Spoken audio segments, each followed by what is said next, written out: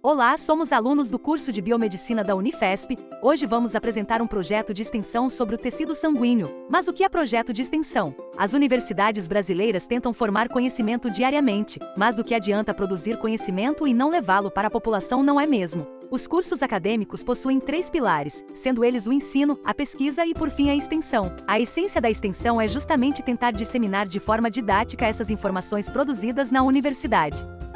Por isso, vamos falar sobre o tecido sanguíneo e uma de suas doenças mais conhecidas, a anemia. Antes de falarmos sobre a doença, é necessário entendermos como o tecido sanguíneo funciona. O sangue tem uma divisão entre plasma, que seria a parte líquida do sangue, e sua parte sólida, onde estão os conhecidos glóbulos vermelhos, além das plaquetas e células de defesa. O papel mais conhecido e mais importante desse tecido é o transporte. É através dele que conseguimos transportar oxigênio, água e nutrientes para todas as células. Além dessa função, o sangue também trabalha no transporte de hormônios que são produzidos em um lugar, mas precisam ser levados para outro. E para finalizar, um papel que é bem apagado, mas muito importante, é a defesa que o sangue faz pelo corpo. Ele não ataca as coisas ruins que entram no nosso corpo. O que ele faz é transportar células de defesa que conseguem defender o nosso corpo e manter a homeostase, ou seja, o funcionamento ideal do corpo. Outra coisinha que precisamos falar antes é o papel do coração nesse sistema super complexo. É principalmente através do seu bombeamento que o sangue consegue vencer a gravidade e passar por vários lugares do corpo que seriam inacessíveis. Em 1990, as Nações Unidas promoveram uma reunião em Nova York, onde foram traçadas metas para aquela década, dentre elas, a redução de 1/3 dos casos de anemia em mulheres em idade fértil. Esse foi um momento marcante para a doença que, antes disso, não era vista como um problema de saúde pública. Apesar desse esforço, dados recentes apontam o contrário. Houve um aumento ou uma manutenção da quantidade de casos ao redor do globo, o que traz à tona uma série de questionamentos acerca da anemia.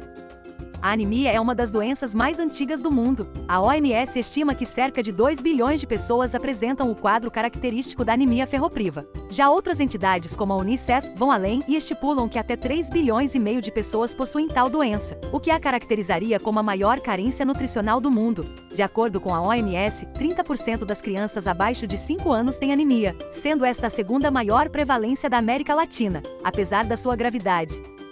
Não existem estudos no Brasil que estimem a real dimensão do problema, mantendo-a como uma doença negligenciada. A baixa quantidade de dados e pesquisas na área reflete a sua subvalorização nas políticas de saúde pública. Existem vários tipos de anemia e são separadas por suas causas, sintomas e tipos de tratamento. Algumas delas são: anemia falciforme de causa genética, anemia ferropriva por redução de ferro, anemia megaloblástica por redução da vitamina B12 e folatos. Escolhemos a anemia ferropriva para conversarmos mais sobre, uma vez que afeta bastante o Brasil e que é a mais comentada entre a população.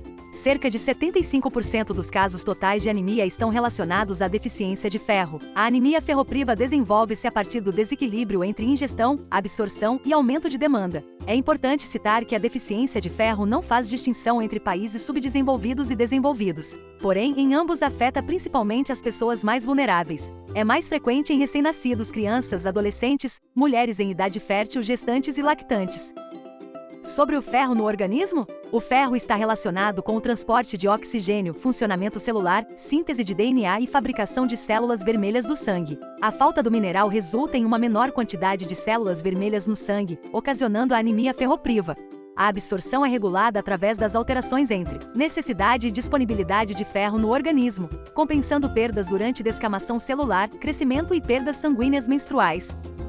O ferro pode ser encontrado em alimentos de origem animal e, nesse caso, é melhor aproveitado pelo organismo, devido à facilidade em ser absorvido. Já o ferro encontrado em verduras escuras, em leguminosas como feijão, e em frutas é mais dificilmente aproveitado. Os sintomas mais comuns da falta de ferro no organismo são cansaço, desânimo, palidez, fadiga, redução de desempenho muscular, falta de apetite, desejo por consumo de substâncias não nutritivas como gelo e terra.